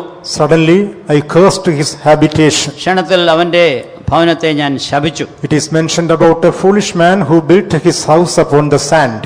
മണലിന്മേൽ വീട് പണിതതായ മൂഢനായ മനുഷ്യനെ കുറിച്ചാണ് ഇവിടെ പറയുന്നത്. And this habitation didn't stand. ആ ഭവനം നിലനിന്നില്ല. This house didn't stand the trial. അവന്റെ വീട് അവിടെ ആ പരീക്ഷ നിലനിന്നില്ല. Foolish man built his house upon the sand. ആ മൂഢനായ മനുഷ്യൻ മണലിന്മേൽ വീട് പണിതു. We should not have the root of the foolish. നമുക്ക് ആ മൂഢന്റെ വേര് ഉണ്ടായിരിക്കരുത്. What is the root of the foolish? എന്താണ് ഈ മൂഢന്റെ വേര്? Root of the foolish takes in self will.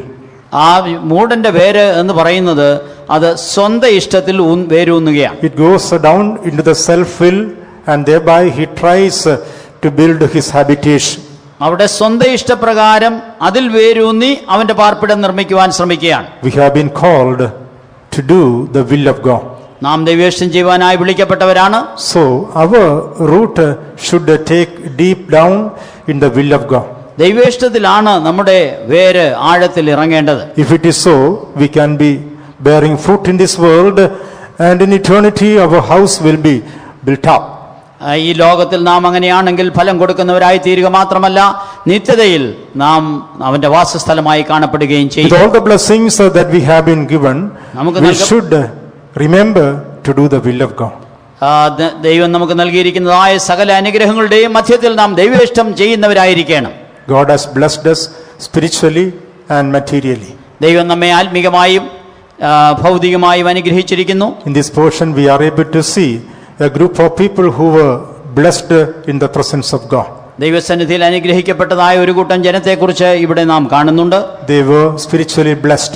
Our ആത്മീകമായി അനുഗ്രഹിക്കപ്പെട്ടവരായിരുന്നു. They did so many wonderful things in the name of the Lord. കർത്താവിന്റെ നാമത്തിനായി അനേക വൻകാര്യങ്ങളെ ചെയ്തവരാണ്. In verse 22 it is written, 22-ാം വാക്യത്തിൽ നാം ഇങ്ങനെ വായിക്കുന്നു, they prophesied in the name of the Lord. അവർ കർത്താവിന്റെ നാമത്തിൽ പ്രവചിച്ചു. They cast out demons in the name of the Lord. കർത്താവിന്റെ നാമത്തിൽ അവർ ഭൂതങ്ങളെ പുറത്താക്കി. They did many wonderful things in God's kർത്താവിന്റെ നാമത്തിൽ അവർ അനേക വൻകാര്യങ്ങളെ വീര്യപ്രവർത്തികളെ ചെയ്തു. But they were taking root not in the will of God, but in their self-will. എന്നാൽ അവരോ ദൈവേഷ്ടത്തിലല്ല തങ്ങളുടെ വേരുകൾ ഊന്നിയത്, സ്വന്തം ഇഷ്ടത്തിലാണ് തങ്ങളുടെ വേരുകൾ ഊന്നിയത്. That is why in verse 21 Jesus said, അതുകൊണ്ടത്രേ 21-ാം വാക്യത്തിൽ കർത്താവ് ഇങ്ങനെ പറഞ്ഞത്, not everyone that saith unto me, Lord, Lord, shall enter the kingdom of heaven. എന്നോട് കർത്താവേ കർത്താവേ എന്ന് പറയുന്ന ഏവനുമല്ല ദൈവരാജ്യത്തിൽ സ്വർഗരാജ്യത്തിൽ കടക്കുന്നത്, But he that doeth the will of my Father which is in heaven. എന്നാലോ എന്റെ സ്വർഗസ്ഥനായ എന്റെ പിതാവിന്റെ ഇഷ്ടം ചെയ്യുന്നവരത്രേ Praise be to God. സ്വർഗരാജ്യത്തിൽ കടക്കുന്നത്. After receiving all the blessings of God, ഈ അനുഗ്രഹങ്ങളൊക്കെയും പ്രാപിച്ച ശേഷം if we are taking root in our self-will, our habitation will be cursed. നമ്മുടെ സ്വന്തം ഇഷ്ടപ്രകാരമാണ് നാം ജീവിക്കുന്നതെങ്കിൽ, അവിടെയാണ് വേരൂന്നുന്നതെങ്കിൽ നമ്മുടെ പാർപ്പിടം ഒരു ശാപഗ്രസ്തമായി തീരും. We may say that we have the gift of prophecy. ഒരു പക്ഷേ നാം പറഞ്ഞേക്കാം നമുക്ക് പ്രവചനത്തിന്റെ വരമുണ്ട്. Yes, we have cast out demons in various ways.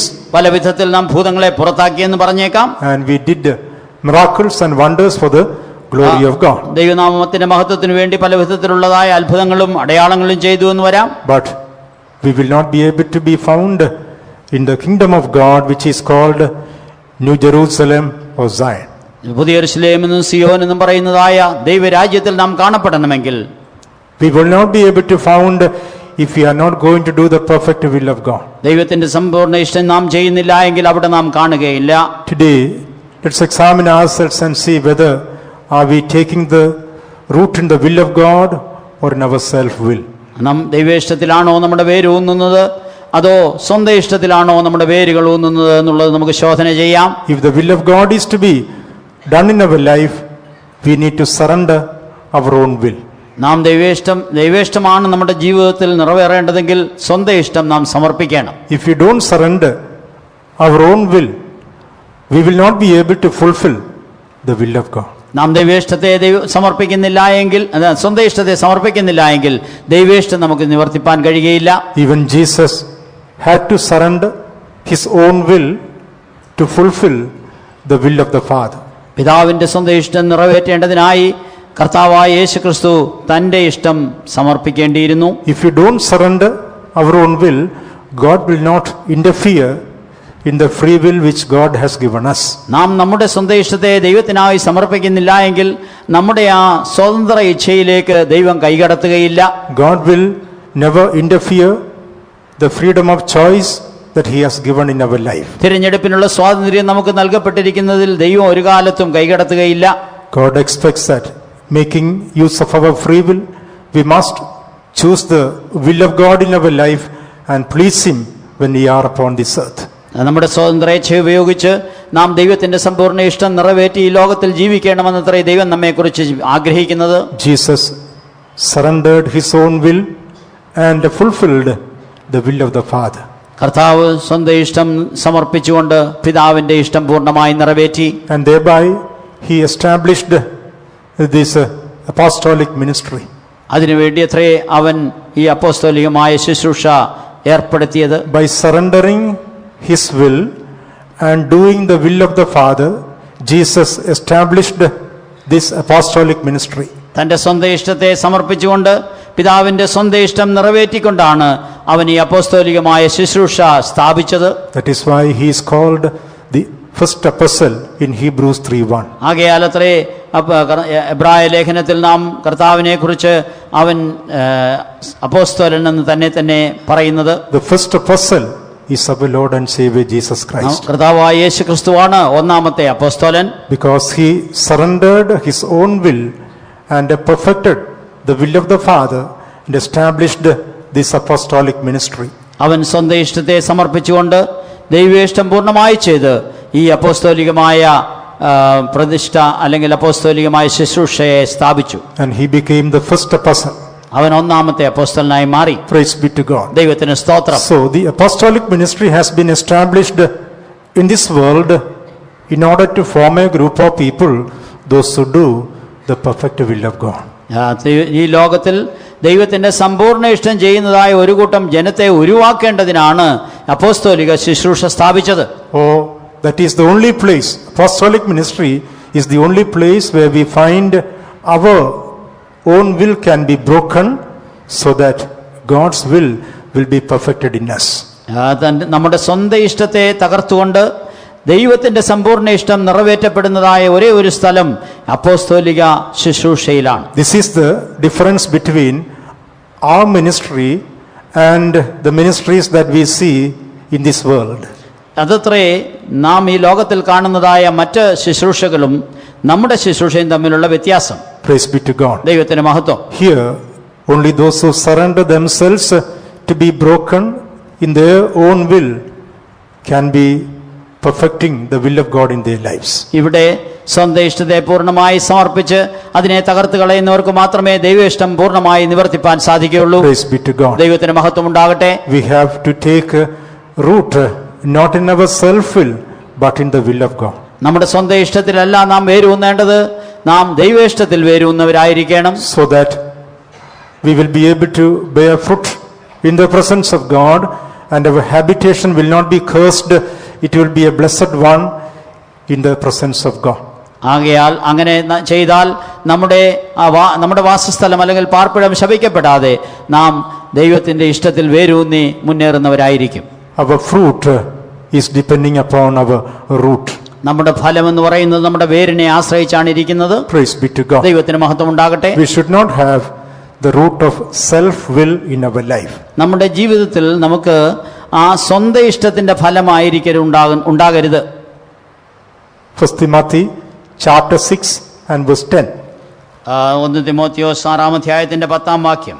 ദ്രവ്യാഗ്രഹം സകലവിധ ദോഷത്തിന് മൂലമല്ലോ, ഇത് ചിലർ കാക്ഷിച്ചിട്ട് വിശ്വാസം വിട്ടൊഴിഞ്ഞ് ബഹുദുഃഖങ്ങൾക്ക് അധീനരായി തീർന്നിരിക്കുന്നു. For the love of money is the root of all evil. Another root we find here is the love of money. ഇവിടെ മറ്റൊരു വേരിനെ കുറിച്ച് കാണുന്നത് ദ്രവ്യാഗ്രഹമെന്നാണ്. The love of money is the root of all things. ദ്രവ്യാഗ്രഹം സകല ദോഷത്തിനും വേരാണ് അല്ലെങ്കിൽ മൂലമാണ്. The love of money is the root of all things. ദ്രവ്യാഗ്രഹം സകല ദോഷത്തിന്റെയും മൂലമാണ്. Our fruit will depend upon our root. നമ്മുടെ ഫലം എന്ന് പറയുന്നത് നമ്മുടെ വേരിനെ ആശ്രയിച്ചിരിക്കുന്നു. Money is not evil, but the love of money is evil. ദ്രവ്യം എന്ന് പറയുന്നത് ദോഷമല്ല, എങ്കിലും ദ്രവ്യാഗ്രഹമാണ് ദോഷമായിരിക്കുന്നത്. The love of money is the root of all evil. ദ്രവ്യാഗ്രഹം സകലവിധ ദോഷത്തിനും മൂലമാണ്. Our root should not be in the love of money. നമ്മുടെ വേര് ഒരിക്കലും ദ്രവ്യാഗ്രഹത്തിലായിരിക്കരുത്. That is why we have been given this life of faith. അതിനുവേണ്ടി അത്രയും നമുക്ക് വിശ്വാസ ജീവിതം നൽകിയിരിക്കുന്നത്. Putting our trust and confidence in the promises of God, we must receive the blessings of God by faith. നമ്മുടെ ആശ്രയവും വിശ്വാസവും നമ്മുടെ ദൈവം നമുക്ക് നൽകിയിരിക്കുന്നതായ വാഗ്ദത്തങ്ങളിൽ മാത്രം വെച്ചുകൊണ്ട് നാം മുൻപോട്ട് ജീവിക്കുന്നവരായിരിക്കണം. In the book of Proverbs chapter 12. സദൃശവാക്യങ്ങൾ 12-ാം അധ്യായത്തിൽ. Book of Proverbs chapter 12 and verse 3. സദൃശവാക്യങ്ങൾ 12-ന്റെ 3-ാം വാക്യം. ഒരു മനുഷ്യനും ദുഷ്ടത കൊണ്ട് സ്ഥിരപ്പെടുകയില്ല, നീതിമാന്മാരുടെ വേരോ ഇളകിപ്പോകയില്ല. A man shall not be established by wickedness, but the root of the righteous shall not be moved. The root of the righteous shall not be moved. നീതിമാന്മാരുടെ വേരോ ഇളകിപ്പോകയില്ല. We should not have the root in the love of money. ദ്രവ്യാഗ്രഹത്തിൽ ഒരിക്കലും നമ്മുടെ വേരിരിക്കരുത്. Our root should be in faith. നമ്മുടെ വേര് വിശ്വാസത്തിലായിരിക്കണം. If it is so, we will have the root of the righteous. അങ്ങനെയാണെങ്കിൽ നമുക്ക് നീതിമാന്മാരുടെ വേരുള്ളവരായിരിക്കും. The Bible says, the just shall live by faith. വിശുദ്ധ വേദപുസ്തകം പറയുന്നത് നീതിമാൻ വിശ്വാസത്താൽ ജീവിക്കുമെന്നാണ്. Those who live by faith, they are righteous in the sight of God. വിശ്വാസത്താൽ ജീവിക്കുന്നവർ ദൈവം മുൻപാകെ നീതിമാന്മാരാകുന്നു. By the grace of God, we have been given the revelation of the faith life. കൃപയാൽ വിശ്വാസ ജീവിതത്തെ കുറിച്ചുള്ളതായ വെളിപ്പാട് ദൈവം നമുക്ക് നൽകിയിരിക്കുന്നു. The apostolic ministry is based on the faith life. ഈ അപ്പോസ്തോലിക ശുശ്രൂഷ എന്ന് പറയുന്നത് വിശ്വാസ ജീവിതത്തിൽ അടിസ്ഥാനപ്പെട്ടതാണ്. We should have the root of the righteous. നമുക്ക് നീതിമാന്റെ വേരാണ് ആവശ്യം. The root of the righteous will always go down into faith. നീതിമാന്റെ വേര് എപ്പോഴും വിശ്വാസത്തിലേക്ക് ആഴത്തിൽ ഇറങ്ങും. If we are to be fruitful in the presence of God, നാം ദൈവസന്നിധിയിൽ ഫലം പുറപ്പെടുവിക്കുന്നവരായി തീരണമെങ്കിൽ we should not be taking root in the love of money, but taking root in the life of faith. നാം ദ്രവ്യാഗ്രഹത്തിൽ വേരൂന്നുന്നവരായിരിക്കരുത്, നാം വിശ്വാസത്തിൽ വേരുള്ളവരായിരിക്കണം. Our God is a faithful God to provide all our needs. നമ്മുടെ ദൈവം നമ്മുടെ സകല ആവശ്യങ്ങളും നൽകുവാൻ വിശ്വസ്തനാണ്. By His promises, He fulfills the need of our life. നമ്മുടെ ആവശ്യങ്ങളൊക്കെയും തന്റെ വിശ്വസ്തതയാൽ അവൻ നിർവഹിച്ചു തരുന്നു. Praise be to God. ദൈവത്തിന് മഹത്വം. So we should be claiming the promises by faith and entering into every blessing which God has in store for us. ആകയാൽ നാം വിശ്വാസത്തിൽ ദൈവത്തിന്റെ സകല അനുഗ്രഹങ്ങളെയും വാഞ്ചിച്ചുകൊണ്ട് പ്രാപിക്കുന്നവരായി തീരണം. The root of the righteous shall not be moved. നീതിമാന്റെ വേരോ ഇളകിപ്പോകയില്ല. Proverbs chapter 12 and verse 12, when we read, സദൃശവാക്യങ്ങൾ 12-12 വാക്യം വായിക്കുമ്പോൾ, ദുഷ്ടൻ ദോഷികളുടെ കവർച്ച ആഗ്രഹിക്കുന്നു, നീതിമാന്മാരുടെ വേരോ ഫലം നൽകുന്നു. The wicked desireth the net of evil men, but the root of the righteous yieldeth fruit. the root of the righteous yieldeth fruit. നീതിമാന്മാരുടെ വേരോ ഫലം നൽകുന്നു. Praise be to God. ദൈവത്തിന് മഹത്വം. We have been chosen by God to bear fruit. നാം ദൈവത്താൽ ഫലം പുറപ്പെടുവിക്കേണ്ടതിനായി തിരഞ്ഞെടുക്കപ്പെട്ടവരാണ്. We need to take root in faith life. നാം വിശ്വാസ ജീവിതത്തിൽ വേരുള്ളവരായി തീരണം. We need to take root in the will of God. ദൈവേഷ്ടത്തിൽ വേരൂന്നിയവരായിരിക്കണം. If it is so, അങ്ങനെയെങ്കിൽ we will be able to fulfill God's purpose in this life by bearing fruit for His glory. ദൈവത്തിന്റെ സന്നിധിയിൽ ഈ ലോകത്തിൽ വെച്ച് നാം ഫലം പുറപ്പെടുവിക്കുന്നവരായി തീരും. Not that you have chosen me, but I have chosen you. നിങ്ങൾ എന്നെ തിരഞ്ഞെടുത്തു എന്നല്ല, ഞാൻ നിങ്ങളെ തിരഞ്ഞെടുത്തു. To bring forth fruit for the glory of God, we have been chosen by Him. ദൈവനാമ മഹത്വത്തിനായി ഫലം പുറപ്പെടുവിക്കേണ്ടതിനത്രേ ദൈവം നമ്മെ തിരഞ്ഞെടുത്തിരിക്കുന്നത്. Our fruit is depending upon our root. നമ്മുടെ വേരിനെ ആശ്രയിച്ചാണ് നമ്മുടെ ഫലവും ഇരിക്കുന്നത്. Praise be to God. ദൈവത്തിന് മഹത്വം ഉണ്ടാകട്ടെ. Once we finish our life upon this earth, ഈ ലോകത്തിലെ നമ്മുടെ ജീവിതാന്ത്യത്തിൽ when Jesus comes in glory, we must be caught up as the first fruit. കർത്താവ് വരുമ്പോൾ, നാം തേജസ്സിൽ വരുമ്പോൾ, നാം ആദ്യഫലമായി അവന്റെ മുൻപാകെ എടുക്കപ്പെടണം. And in His presence we should be found holy and without blame before Him in love. അവന്റെ മുൻപാകെ നാം വിശുദ്ധരും നിഷ്കളങ്കരുമായി സ്നേഹത്തിൽ അങ്ങനെ കാണപ്പെടണം. Let's give ourselves in the hands of God, so that God will be able to fulfill His purpose in our life. നമ്മെ തന്നെ ദൈവകരങ്ങളിൽ തന്റെ ഇഷ്ടം തന്നെ നിവർത്തിപ്പാനായി സമർപ്പിച്ചു കൊടുക്കാം. God is a faithful God. ദൈവം വിശ്വസ്തനായ ദൈവമാണ്. He is well able to establish us in His truth.